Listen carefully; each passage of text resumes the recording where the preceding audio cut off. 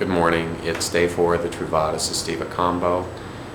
I had a little bit of trouble getting to sleep last night, but I'm not blaming it on the Sustive or the Truvada. I mentioned yesterday that I had a dream about my ex, and that's brought back a lot of anxiety and confusion that I've had to deal with.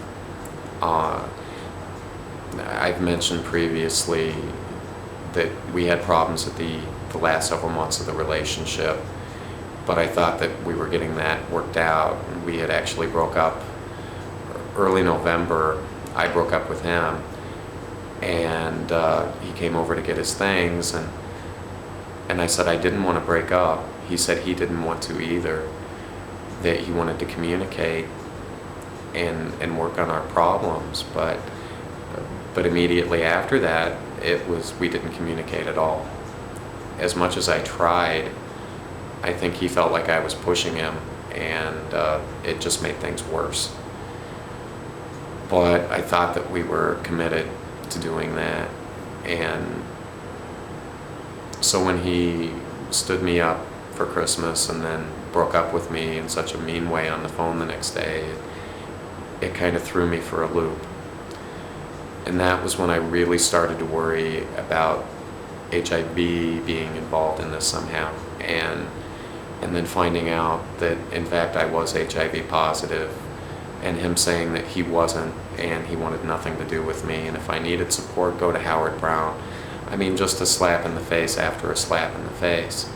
And I know I shouldn't keep giving him chances to make this right, but part of me wants to believe that there's a decent human being in there. I mean, I fell in love with him. I wouldn't fall in love with a cruel bastard. It's hard to accept that maybe that's what happened. I look at my sexual history, which is rather vanilla. I'm not into a bunch of kink. It has always just made me kind of curious. I don't understand what people see in it.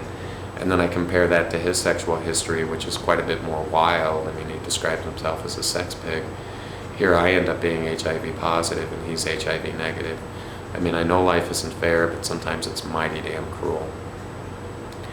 So that's where I'm at today. I still feel used and abused, and I want to move on, but I'm always going to wonder exactly what happened.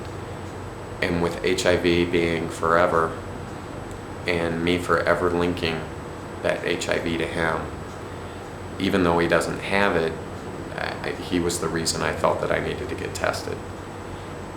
So the beginning of this whole thing is related to him, and the history of this whole disease within me is going to be related to him. So how am I ever supposed to move on without some amount of understanding and closure? It's upsetting to me.